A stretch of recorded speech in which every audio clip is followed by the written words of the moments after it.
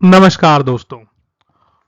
आज के इस वीडियो में हम बात करेंगे एक जजमेंट की जो कि एक्सप्लेन करती है difference between section 156 3 of CrPC and under section 202 of CrPC. तो जजमेंट है दोस्तों कैलाश विजयवर्गीय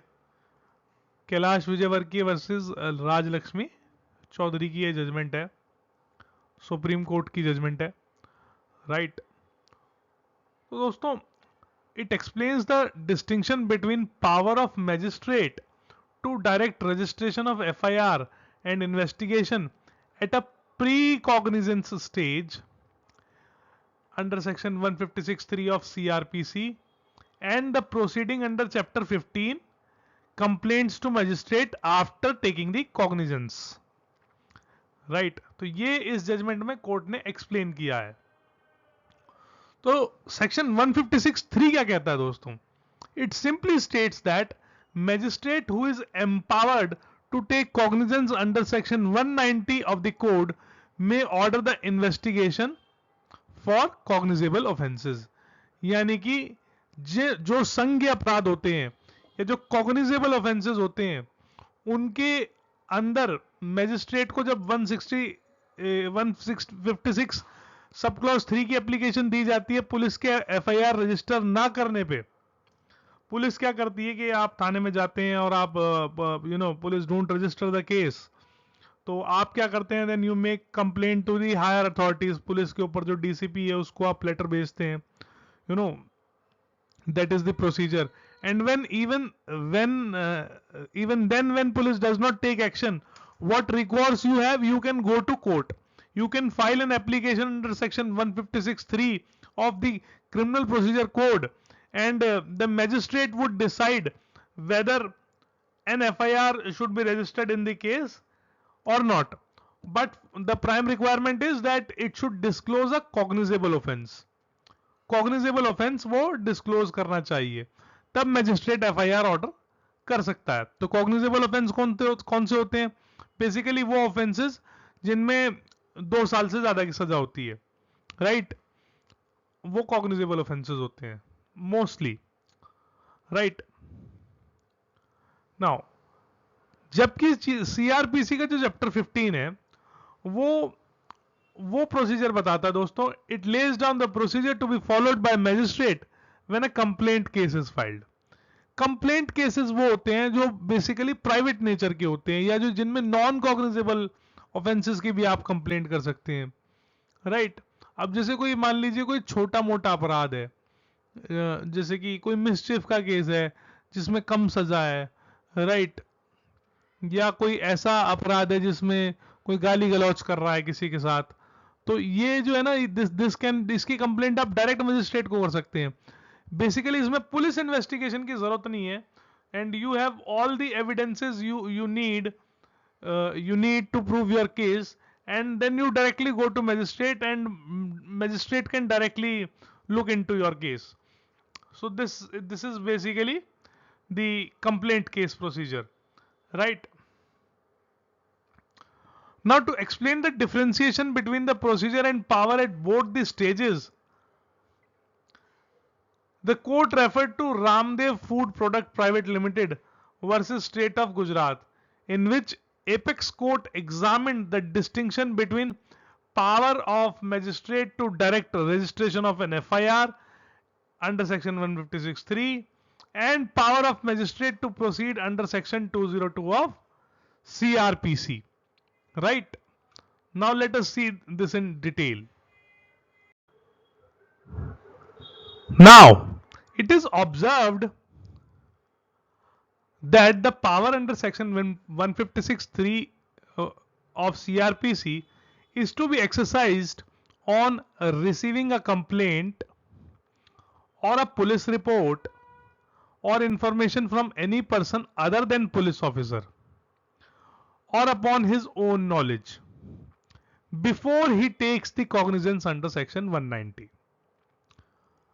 यानी 156(3) की पावर कोर्ट कब एक्सरसाइज कर सकता है? जब कोर्ट को कोई कंप्लेंट रिसीव हो या कोई पुलिस रिपोर्ट रिसीव हो, राइट, जो कि ऐसे व्यक्ति ने फाइल की हो जो पुलिस ऑफिसर ना हो, या मैजिस्ट्रेट अपनी नॉलेज पे वो कर सकता है, before he takes cognizance under section 190। Now the key word is cognizance. इस कॉग्निजेंस का मतलब क्या होता है? कॉग्निजेंस का हिंदी में मतलब होता है संज्ञान, यानी कि नोटिस लेना। तो दो स्टेजेस होती हैं। एक स्टेज होती है वो जिसमें मैजिस्ट्रेट, यानी कि जो प्री कॉग्निजेंस स्टेज होती है, और एक होती है post cognizance stage.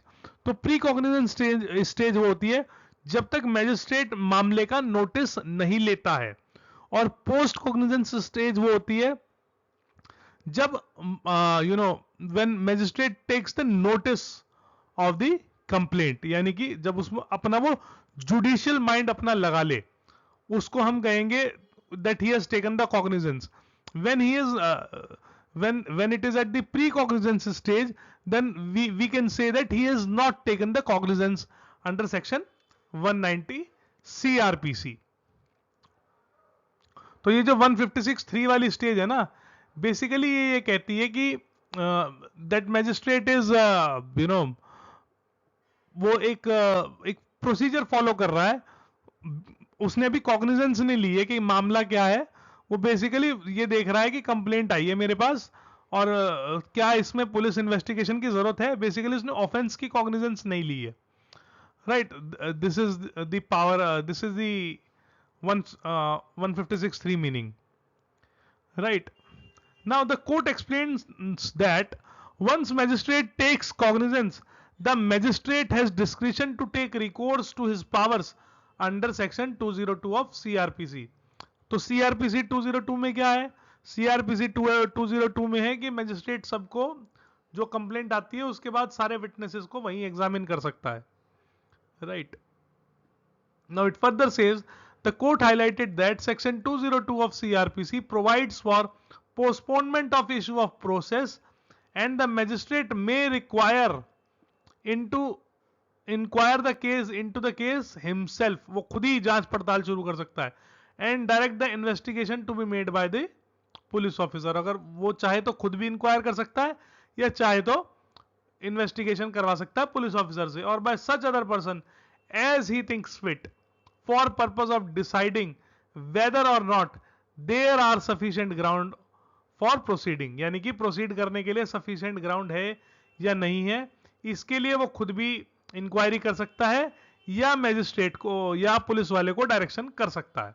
This is 202 of CRPC।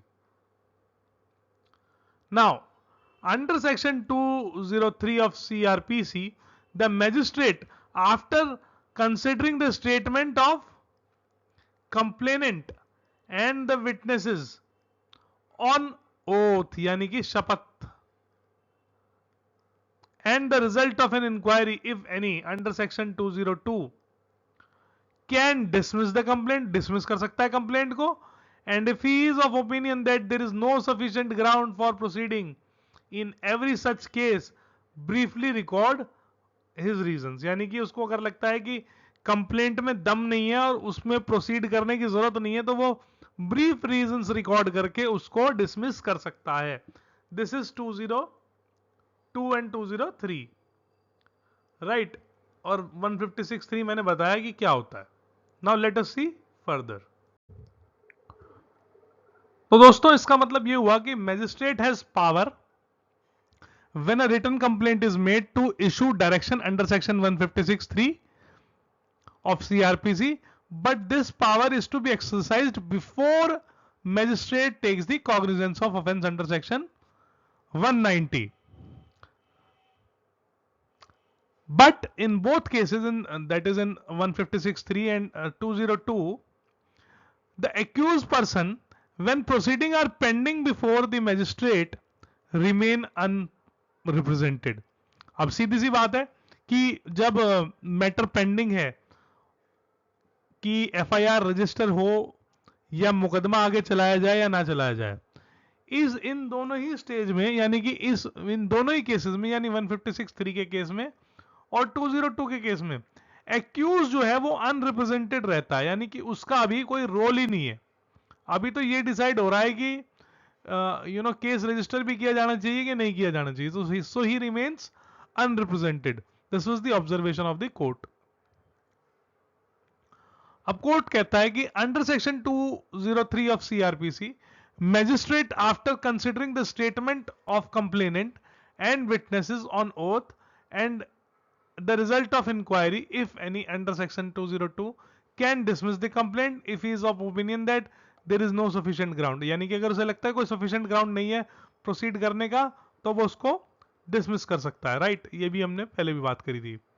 और दूसरी बात कोर्ट कहता है, if magistrate after taking cognizance, यानी कि जब वो जुडिशियल नोटिस ले लेता है of offense and is of opinion that there are sufficient grounds to proceeding, he shall issue the process to the accused for appearance as per the procedure and mode specified in section 204 of CRPC.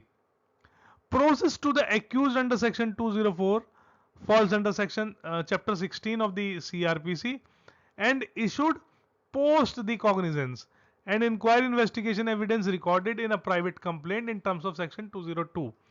यानी कि जब 204 में, जब section 204 में process issue होता है, तो that is the post the cognizance, यानी कि वो कॉग्निजेंस लेने के बाद होता है, राइट? एंड जो 166(3) है, that is before taking the cognizance. Now let us see further. तो दोस्तों, फर्दर कोर्ट ने प्रियंका श्रीवास्तव की जजमेंट का इसमें रेफरेंस दिया. Priyanka Srivastava versus state of UP की जजमेंट में इसमें कोर्ट ने कहा कि ये चेक करने के लिए कि कोई फॉल्स एलिगेशन नहीं, somebody is not making a false allegation under section 156(3), it had directed that every application should be supported by an affidavit, so that person making an application should be conscious of it and to see that no false allegation is made. यानी कि झूठे आरोप ना लगाए जाएं, इसके लिए affidavit लगाया जाता है इस 156(3) की एप्लीकेशन के साथ. And if the affidavit is found to be false, the complainant will be liable for prosecution in accordance with the law. The court said that vigilance, यानी कि खास नजर रखनी पड़ेगी ऐसे मामलों में which are relating to financial matters जो हैं, या जो मैट्रिमोनियल और फैमिली डिस्प्यूट्स हैं, कोई कमर्शियल ऑफेंसेस हैं, मेडिकल नेग्लिजेंसेस के केस जो हैं, करप्शन केसेस जो हैं, और ऐसे केसेस जिनमें कुछ एबनॉर्मल डिले है, वहां खास नजर रखने की जरूरत है प्री कॉग्निजेंस वाले मैटर में basically. However the position is different at post cognizance stage, right? Under section 202 at the post cognizance state, the magistrate can analyse the veracity of complaint made and appreciate whether there is ground to proceed further, right? अब इस judgment में दोस्तों Chandradev Singh versus Prakash Chandra Bose, court ने यह held किया that to enable the magistrate to form an opinion as to whether the process should be issued or not and to remove from his mind any hesitation that he may have felt upon for mere pursual of the complaint, the consideration of complainant evidence on oath. The court also pointed out that in case what magistrate has to see is whether there is evidence in support of allegation, यानी कि अपने दिमाग से किसी भी hesitation को हटाने के लिए कि कार्रवाई चले कि ना चले, कोर्ट को यह देखना चाहिए कि जो कंप्लेनेंट है, जो कंप्लेंट कर रहा है, वो अपनी कंप्लेंट के सपोर्ट में क्या एविडेंस दे रहा है, right? And whether the evidence is sufficient to warrant a conviction. और यानी कि कोर्ट को यह देखना है कि प्राइमा फेसी जो एविडेंस आ रहे हैं, जो एविडेंस कंप्लेनेंट ने अपनी कंप्लेंट के साथ रखे हैं, क्या उनके बेसिस पे कन्विक्शन हो सकता है या नहीं हो सकता, राइट? तो कोर्ट ने ये हेल्ड किया. Now let us see further. Now referring to the case of Mona Pawar, court said when a complaint is presented before a magistrate, he has two options. One is to pass an order contemplated by section 156(3). यानी कि जब magistrate के पास complaint आएगी तो उसके पास दो option होते हैं. एक तो यही होता है कि वो 156(3) में ऑर्डर पास कर दे और पुलिस को इन्वेस्टिगेशन ऑर्डर कर दे, राइट। दूसरा कोर्ट ने कहा कि ये होता है, second one is to direct examination of complainant on oath and witness is present and proceed further in manner provided by section 202, right? An order under section 156(3) is in nature of preemptory reminder or intimation to police to exercise its plenary power of investigation under section 156(1).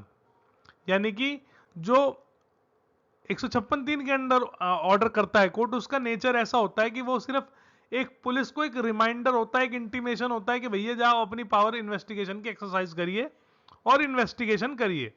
However, once the magistrate has taken the cognizance under section 190 of the code, he cannot ask for investigation by police. यानी कि अगर एक बार magistrate ने complaint का संज्ञान ले लिया, अपना जुडिशियल माइंड अप्लाई कर दिया, then he cannot ask for investigation by the police under section 156(3). The court further explained, after cognizance has been taken, if magistrate wants any investigation, it will be under section 202 and not under section 156(3), right?